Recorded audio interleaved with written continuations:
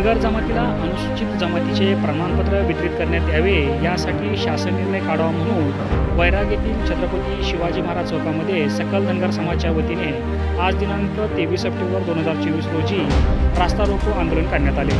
पंढरपूर आणि लातूर येथे धनगर समाजाच्या मागणीसाठी सुरू असलेल्या आमरण उपोषणाला पाठिंबा देण्यासाठी वैराग भागातील सकल धनगर समाजाने वैराग येथील छत्रपती शिवाजी महाराज चौकामध्ये रास्ता रोको आंदोलन केले। यावेळी अनुसूचित जमातीमध्ये धनगर समाजाचा समावेश करून त्याची अंमलबजावणी करावी।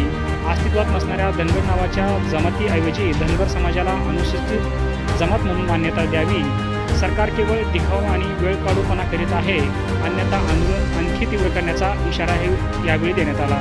या रास्ता रोको वेळी सकल मराठा समाजाने धनगर समाजाच्या मागणीला जाहीर पाठिंबा दिला आहे। यावेळी माजी जिल्हा परिषद सदस्य संतोष निंबाळकर, माजी जिल्हा परिषद सभापती मकरंद निंबाळकर, उपनगराध्यक्ष निरंजन गुंकर, डॉक्टर कपिल कोटे, जिल्हा बँकेचे माजी संचालक सुभाष शेळके, वैजनाथ आत्मने, नानासाहेब धायगुडे, नंदकुमार पांढरमिशे, प्रमोद वाघमोडे, माजी जिल्हा परिषद सदस्य श्रीमंत थोरा, डॉक्टर पोपट काळे, राजभाऊ शेळके, किसन हजारे, दादासाहेब मोरे, खंडेराय घोडके, आनंद कोरके, शीतल पाटील, अप्पा शेंडगे, खंडू नरटे, हरिभाऊ कोळेकर, बाळासाहेब पाटील, दौलतडे सर आदी मान्यवर यावेळी उपस्थित होते।